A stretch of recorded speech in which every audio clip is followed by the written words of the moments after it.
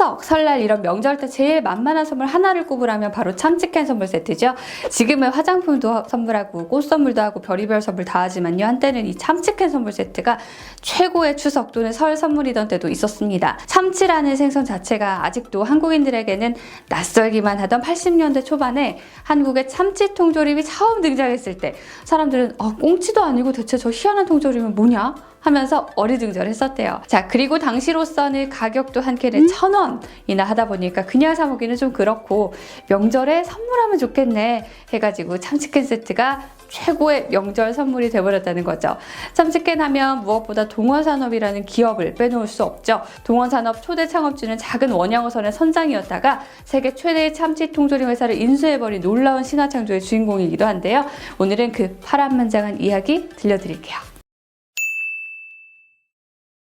재계순위 46위선을 오르내린다는 동원그룹 창업주 김재철 회장이 맨손으로 세운 기업이라고 볼 수 있는데요. 자, 이 장부와 스토리는 가진 것 하나 없던 20대 초반의 청년이 월급 한 푼 받지 않고 원양어선을 타는 것으로부터 시작이 됩니다. 한국 최초로 원양어업이 시작된 건 1957년 어선 진암호에서였습니다. 남으로 향한다는 뜻의 진암호, 미국의 원조를 받은 곰을 배웠어요. 원양 후진국이었던 한국에서는 이 배 한 척이 유일한 원양어선이었죠. 당시에는 이 원양어선 타는 그 마도로스가 최고의 직업 중 하나였다고 하는데 요즘으로 치면 그 사자 들어가는 직업이나 연예인이 인기가 많다고 하는 것처럼 마도로스가 여성들의 워너비 데이트상 중 1위였다고도 해요. 지금으로서는 조금 이해가 안 되긴 하죠. 자, 왜 그랬냐면 뭐니 해도 돈을 잘 벌었기 때문이었다는데요. 그땐 국민소득이 $100도 안 되던 시대였는데 진암호 같은 원양어선을 타는 선원들 월급이 $100였다고 해요. 그러니까 너도 나도 원양어선을 타려고 했겠죠? 거기다가 또 배를 타면 돈 쓸 시간도 딱히 없잖아요. 그래서 그 당시에는 6년 정도 원양어선 일을 하면 서울에 집을 산다 이런 말이 있을 정도였다고 합니다. 상황이 그랬으니 당연히 경쟁도 치열했을 거고요. 그때 막 부산 수산대학교를 졸업한 20대의 김재철 회장, 나도 저 배 타야겠다 생각이 들었었나 봐요. 어로 경력자만 뽑는다 이런 모집 공고에도 불구하고 무작정 진암호에 태워주세요 라고 했었대요. 당연히 거절당했죠. 1년간 월급 한 푼도 안 받을게요. 항해 중 사고가 나도 회사에 책임 안 물을게요.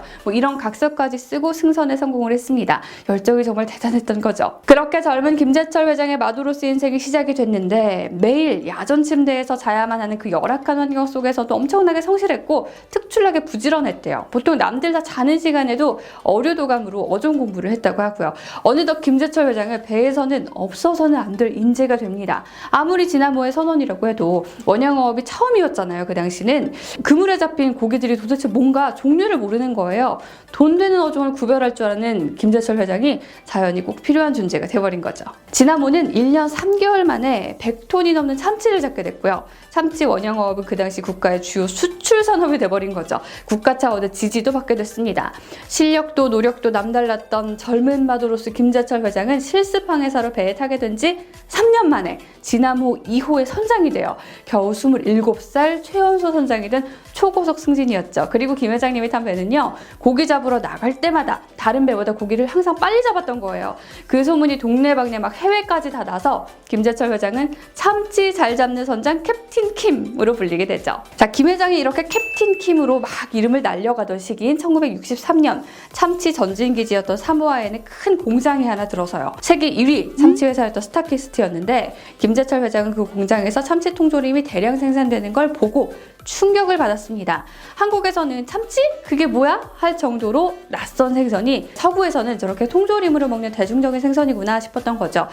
그리고 이 공장에 처음으로 납품됐던 참치 원료가 바로 김재철 선장이 진암호에서 잡아 올린 거였다고 합니다. 마침 그때 주변에서는 김재철 회장한테 독립해봐 이렇게 권유를 했대요. 당시에 잡는 참치는 참치 좋아하는 나라 일본에 거의 수출을 했는데 일본에서 고급 참치회를 그렇게 찾는다는 거예요. 이거 하면 돈 되겠다 싶었던 김 회장, 1969년에 자본금 1,000만 원이랑 직원 3명으로 동원산업을 드디어 창업을 해요. 그때 배를 사기 위해서 일본에서 약 37만 달러 정도를 빌렸다는데 나중에 고기 잡아서 갚기로 하고 당시로서는 그 큰 돈을 빌렸다고 하니까 그만큼 캡틴 킴의 신임이 높았다는 거죠. 자, 그렇게 큰 돈도 빌리고 회사까지 차려서 참치를 잡게 된 김재철 회장은 이후 계속해서 잡은 참치의 대부분을 일본에 수출을 했는데요. 자, 지금도 일본은 전 세계 1위의 참치 소비국이죠. 팔로는 확실했죠. 하지만 문제는 일본이 거의 유일한 참치 소비국이었다는 거예요. 힘들게 참치 잡아서 파는 나라가 한 나라, 이렇다 보니까 일본인들이 원하는 가격대로 팔 수밖에 없었던 거죠.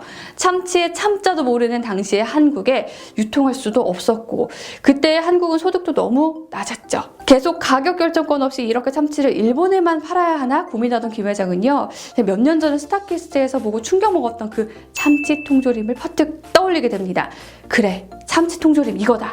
통조림 만들어서 한국에서도 한번 팔아보자. 자, 그리고 김 회장이 참치를 한국에서도 먹도록 만들어야겠다고 결심한 배경에는 미국과의 문제도 있었다는데, 그때 동원산업은 미국 스타키스트랑 꾸준히 거래를 하고 있었거든요. 동원산업이 최대 공급자가 되면서 스타키스트가 물량을 자꾸 독단적으로 결정을 했다는 거예요. 일본에서는 가격 결정권을 가질 수 없고, 미국은 참치 공급 물량을 또 마음대로 결정하고, 자, 이런 여러 상황이 더욱더 당시에 김 회장이 참치를 통조림으로 만들어서 한국에서도 팔고 여기저기 다 많이 팔아보자, 그러니까 시장을 다변화하자 하는 생각을 절실하게 하게 한 거죠. 마침내 1981년 김재철 회장은 스타키스트 LA 공장 생산 라인을 둘러본 끝에, 한국도 이젠 국민소득 2,000달러를 앞둔 상황이니까 한국인들도 참치를 맛있게 먹을 수 있을 거다, 내가 꼭 그렇게 만들겠다 하면서 결심을 굳히고 우리나라에 맞는 통조림 개발에 들어갑니다. 그리고 각고의 노력 끝에 1982년 드디어 한국 최초의 참치 통조림을 세상에 내놓습니다. 자, 그런데 처음엔 반응이 그닥 좋지 않았다고 해요. 생소했던 거죠. 그래서 1983년에는 글쎄 참치 소비자 설문조사라는 것도 했다는데, 한국 사람들 생각에는 참치가 고급 생선이라는 걸 그때 알았죠. 참치캔을 고급품, 그러니까 선진국에서나 먹는 걸로 포지셔닝을 하자, 중상류층을 공략하자 결론이 납니다. 이제 소비자들한테 참치가 고급이라는 이 이미지를 팍팍 줘야 되잖아요. 광고에 글쎄 어군 탐지용 헬리콥터를 탑재한 그 최신형 참치 선망선까지 넣었습니다. 그러니까 최첨단 기술로 만들어진 고급 참치 통조림이라는 걸 알리기 위해서였던 거죠.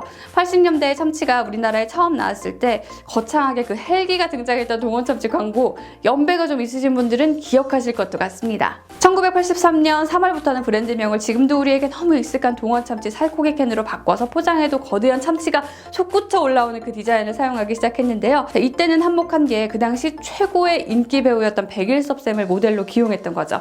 저부터도 좀 와닿지는 않지만요. 그땐 백일섭 쌤이 또 최근에 동원참치 모델을 맡았던 정동원 군이나 조정석 씨, 우주대스타 펭수 이상으로, 그러니까 요즘 배우 강동원, 현빈급의 엄청난 인기를 누렸던 배우라고 합니다. 우리는 꽃보다 할배로 잘 알고 있는 그 백일섭 쌤이 옛날에는 진정한 꽃보다 남자였던 거죠. 이걸 홍보하려고 주말마다 어디를 갔냐면 서울 근교의 각 등산로를 갔어요. 여기서 산에 올라가시면서 참치맛 보세요, 뭐 이런 거 한 거죠. 시내 백화점에서 가두 홍보도 하고, 자, 이 대한민국의 참치 열풍을 불러일으키기 위해 온 힘을 쏟았습니다. 특히 1984년 추석 명절부터는요, 업계 최초로 참치캔 선물 세트를 개발해서 30만 세트 이상을 팔아치웠다고 해요. 바로 이때부터 참치캔 선물 세트가 한국 명절 선물의 대명사로 떠오르게 된 거죠.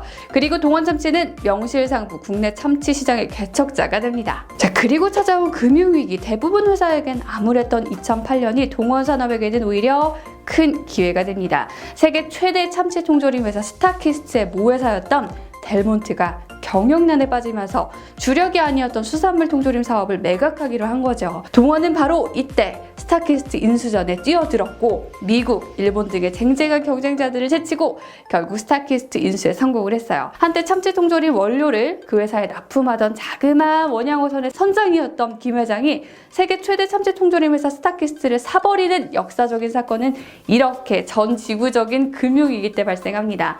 금융위기로 그렇지 않아도 모든 게 불안한 시기에 스타키스트를 인수하겠다는 김재철 회장은 사실 많은 사람들이 말렸다고 해요. 게다가 인수 당시에 돈을 얹어서 지급하며 인수를 했다는 이야기까지 나왔죠. 하지만 이건 바로 신의 한 수가 됩니다. 인수하고 나서 스타키스트 매출이 크게 올랐거든요.